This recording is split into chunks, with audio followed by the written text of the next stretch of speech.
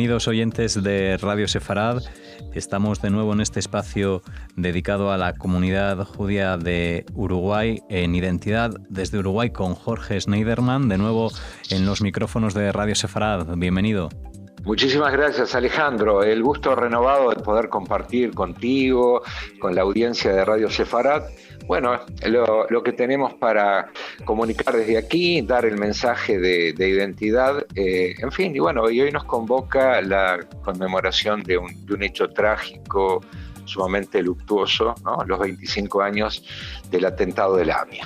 Exactamente, ese atentado que se llevó la vida de 85 personas en el 94 y, si no me confundo, más de 300 personas heridas en uno de los atentados más catastróficos en América Latina, si no el mayor y si el más grande contra la comunidad judía argentina. Sí, exactamente, como tú lo estás explicando claramente. O sea, lo ocurrido aquella fría mañana del 18 de julio de 1994 fue uno de esos hechos que quedan, ¿cómo te podría decir?, indeleblemente grabados en nuestra memoria, ¿no? Fue algo sumamente espeluznante como inesperado, ¿no? Tan espeluznante como inesperado. Y viste que todos sin duda recordamos con lujo de detalles, a ver, las circunstancias que rodearon a eventos que nos impactaron emocionalmente, como, qué sé yo, como sucedió en Madrid con el 11M, ¿no? Lo que sucedió con las Torres Gemelas el 11 de septiembre de 2001. No sé, me viene a la memoria la tragedia, la matanza de Múnich, ¿no? De los deportistas, los 11 deportistas israelíes, ¿te acordás? U otro evento como el rescate, sí, como el atentado, digamos, el rescate de Entebbe, o sea, cosas que quedan grabadas en la memoria. Yo no me olvido más, 18 de julio es fecha patria acá en Uruguay, se conmemora, digamos, la jura de la Constitución de 1830, y bueno, amanecimos todos realmente impactados. Como todos sabrán, ese día a las 9:53 de la mañana se produjo una deflagración que produjo el derrumbe inmediato de la estructura del edificio de la AMIA, ubicado en el corazón del barrio 11, ¿no? En el corazón del barrio, digamos, judío, o más identificado con la comunidad judía de Buenos Aires. A las 9:53 de esa mañana precisamente comenzó digamos, podríamos decir que fue el inicio de uno de los momentos más trágicos de la historia argentina contemporánea, sin duda el acto terrorista más horrendo, y que, bueno, no era un hecho en sí aislado en cuanto a ese escenario, ¿no? No nos olvidemos que 2 años antes, el 17 de marzo de 1992, se había producido también un atentado contra la Embajada de Israel que causó la muerte de 22 personas. Algo terrible también, que permaneció impune, y probablemente esa impunidad un poco soliviantaría a los perpetradores de este hecho a intensificar, o sea, esa arremetida contra blancos judíos en el mundo. Esto fue una durísima estocada, no solo contra la comunidad judía, sino contra toda la nación argentina, ¿no? Y creo que también tenemos que considerar al momento de ver, bueno, qué condiciones se dieron para que esto ocurriera. La Argentina fue un país a lo largo de la historia sumamente amigable con la llegada de inmigrantes de todas partes del mundo. En algún programa anterior habíamos hablado sobre las corrientes migratorias y cómo la Argentina fue muy receptiva para la llegada, sobre todo desde finales del siglo XIX, de muchos, digamos, cientos de miles de inmigrantes, millones de inmigrantes, entre los cuales cientos de miles eran de origen judío, provenientes generalmente de Europa Central, ¿no? En ese contexto, bueno, es donde se funda la AMIA. La AMIA, justamente en 1994, se aprestaba a cumplir 100 años de existencia. Eh, eh, ¿A qué vamos con esto? O sea, un largo recorrido, así como hay una centenaria historia de solidaridad, de comprensión, de, digamos, de entendimiento, también hay un triste y centenario historial de eventos antisemitas que enlutaron a la historia argentina, ¿no? Mirá, hace 100 años, en enero de 1919, se produjo un pogrom en Buenos Aires, algo increíble, ¿no? Cuando uno eh, dice pogrom, lo asocia a Rusia zarista, qué sé yo, o a distintos lugares de la Europa de principios del siglo XX, pero sí, hubo un pogrom donde se aprovecharon, pretextando, digamos, unas azonadas que se producían en el entorno digamos, de una revuelta sindical, digamos, esbirros del antisemitismo, mataron gente, lastimaron gente, humillaron, destruyeron propiedades de judíos, al peor estilo de la Alemania nazi, ¿no? Eso fue una semana trágica que quedó también grabada a fuego en la memoria de los argentinos. Una Argentina donde desde principios del siglo había una gran presencia alemana, había mucha influencia alemana y que fue permitiendo que hacia los años 30, con el advenimiento del nazismo, cobrara mucha fuerza lo que era el apoyo a las ideas de Hitler. Te digo más, en el 10 de abril de 1938 se produjo en Buenos Aires, en el mítico Luna Park de la capital argentina, el mayor acto de masas del nazismo fuera de Alemania, digamos, en celebración por lo que estaba haciendo la anexión de Austria a Alemania en 1938, a instancias del Tercer Reich, se generó toda una movida donde entre 15 y 18 mil personas fueron a avivar Führer, ¿no? Con enseñas nazis, generándose unas grandes revueltas en esos entornos. No nos olvidemos también que luego, durante la égida del peronismo, la Argentina fue muy receptiva, ruta de las ratas mediante, para con muchos criminales de guerra nazi, Trifke, Eichmann, Altmann, Mengele, caminaban por las calles durante años, algunas décadas, por las calles de Buenos Aires, de Bariloche, de Córdoba, libremente y, bueno, muchas veces con la aquiescencia y la triste connivencia de los poderes de turno, ¿no? O sea, siempre hubo un caldo de cultivo ahí que evidentemente alimentaba, ¿no? Obviamente a minorías, porque el pueblo argentino, no debemos endilgarle a la nación argentina, al pueblo argentino esa condición, sino que siempre hubo grupos de personas que de manera subalterna atentaron contra las libertades, ¿no? Y sobre todo contra la convivencia. Claro, por lo tanto, en el contexto en que...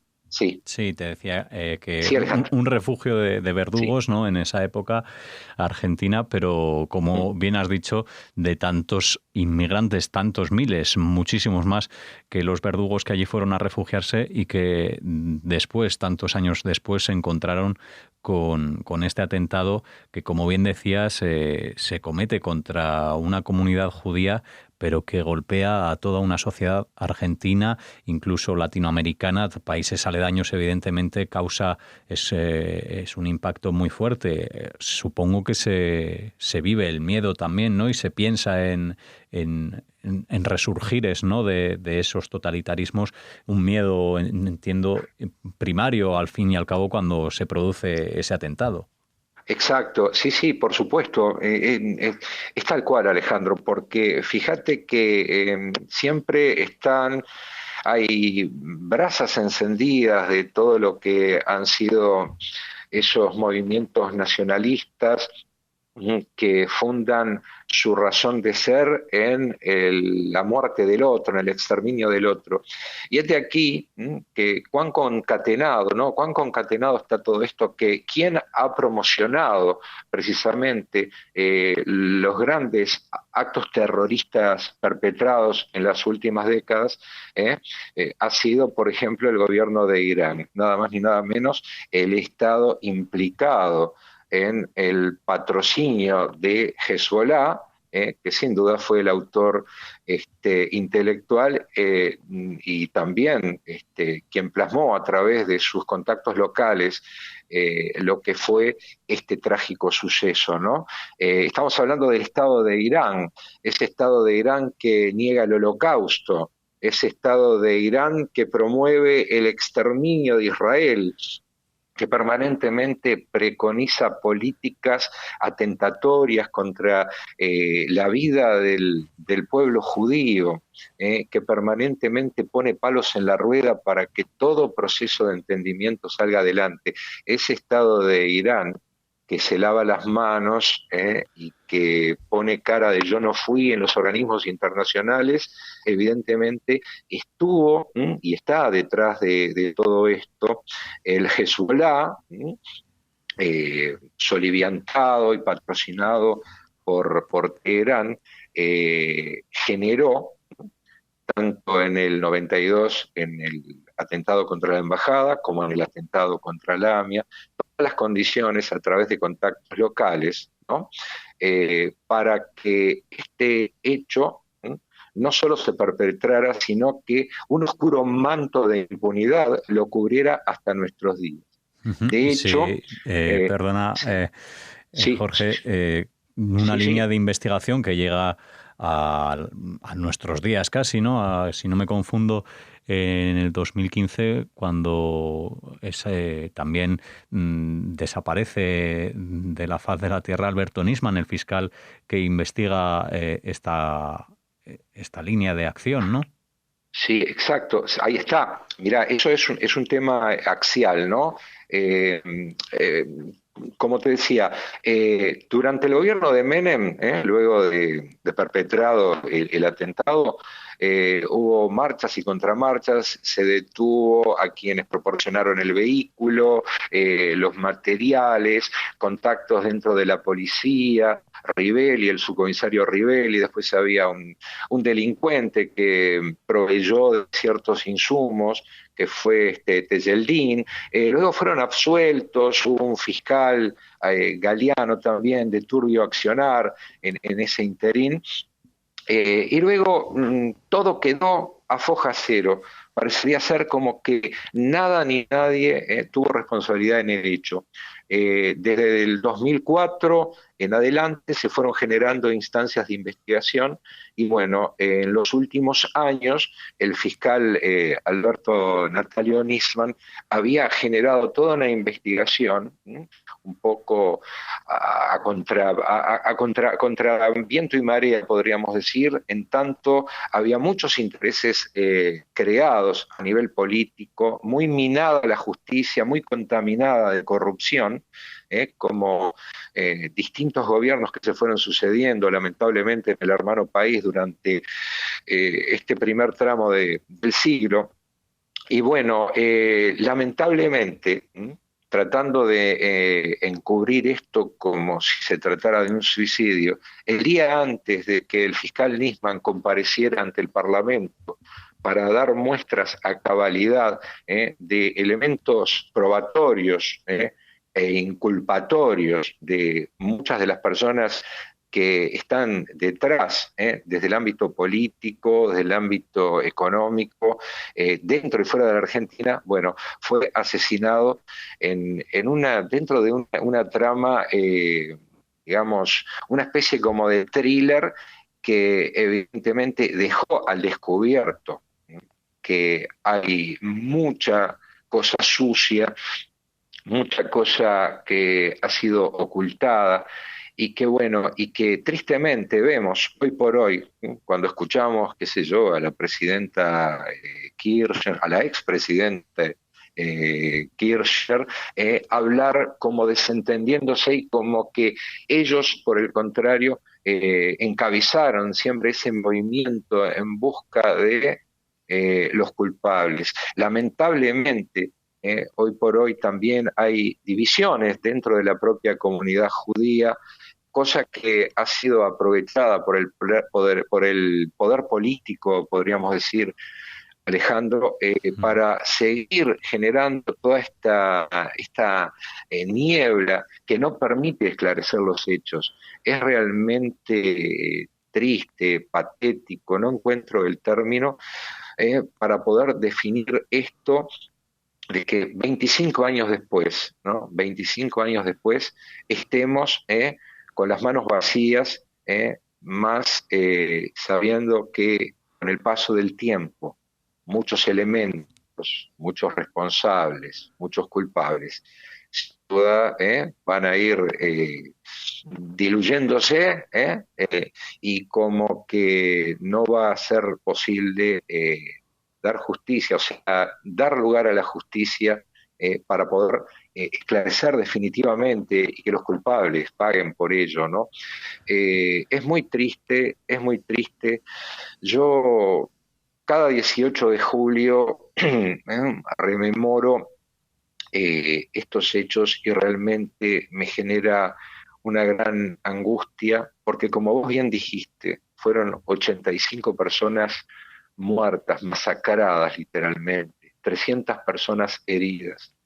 Pero aquí también el shock emocional, el shock traumático, no solo para los sobrevivientes, sino para los familiares de las víctimas, para la nación argentina, para la gente, para la ciudadanía argentina, esa gente de buena fe que en su momento fue solidaria y se apersonó para ayudar en tal amargo contexto. Todo ese daño moral, ¿no? Esa artera estocada al corazón del pueblo argentino. Yo escucho muchos testimonios, tengo contacto directo con personas que trabajaban en la AMIA, sobrevivientes, qué sé yo, veo el accionar heroico, accionar de personas que trabajan para reivindicar la búsqueda de la verdad, y realmente es emocionante, conmovedor cómo se trata de mantener fresca la memoria, porque de no recordar esto es algo así como solemos decir cuando hablamos de la Shoah, es volver a matar a aquellas personas que desde algún lugar claman por justicia. Es realmente muy triste, y lo peor es que esto parece no tener fin, ¿no? Vemos alrededor, si bien hasta fines del pasado siglo los blancos elegidos por el terrorismo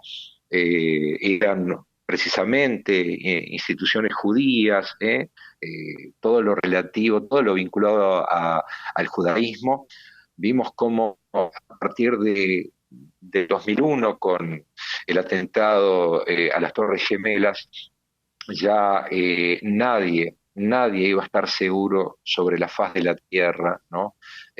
A instancias de estos movimientos que evidentemente, como decíamos hace un rato, encuentran en la destrucción y la negación del otro el fin último de su existencia, ¿no? Es realmente triste, y creo que hoy lo que debemos hacer es brindar nuestro emocionado homenaje, mantener vivos en la memoria a todos y cada uno de nuestros hermanos que perecieron, del mismo modo que aquellas personas que, no sé, perecieron en Madrid, en Copenhague, en Bruselas, en Berlín, París, Tel Aviv, Niza, Jerusalén, Estocolmo, qué sé yo, en Alejandría, en Manchester, no sé, Alejandro, en Kabul, en Londres, Sí. fíjate lo que estoy enumerando, ¿no? Apartamos esa niebla que ocupa y que cubre el esclarecimiento de estos atentados, al menos para poder recordar a todas aquellas personas que fueron masacradas, como decías, fueron asesinadas, fueron vilmente asesinadas en ese atentado contra la AMIA del 18 de julio de 1994, del que se cumplen ahora 25 años y que Argentina, al igual que tantos otros países, recuerda, pero Argentina lo hará con sirenas y con un paro parcial en ese minuto 53 de las 9 de la mañana para recordar a todas las personas que fallecieron y a todas las que intervinieron en ayuda de los heridos también que estuvieron en ese atentado de Buenos Aires. Gracias por contarnos esto, Jorge Schneiderman, por acercarnos la historia a Radio Sefarad, a este programa Identidades de Uruguay, y para no olvidar, como tú bien decías, a todas estas personas que al final fueron inocentes y fueron atacadas por el mero hecho, ¿no?, de encontrarse donde estaban sin buscar demasiada razón al sentido de esta acción. Exactamente, Alejandro. Yo quiero agradecer una vez más a Radio Sefarad la oportunidad que nos brinda de poder transmitir nuestro mensaje con esta frecuencia quincenal.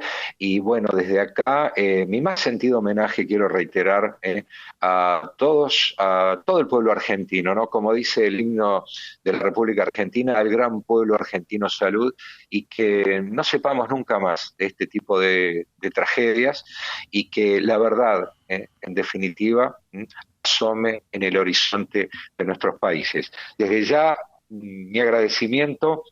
Y bueno, será hasta la próxima. Un gustazo, como siempre, Alejandro.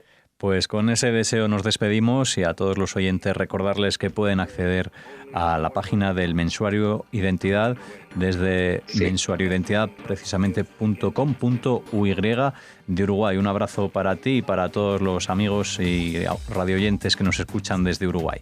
Muchas gracias. Un abrazo para ustedes, Alejandro.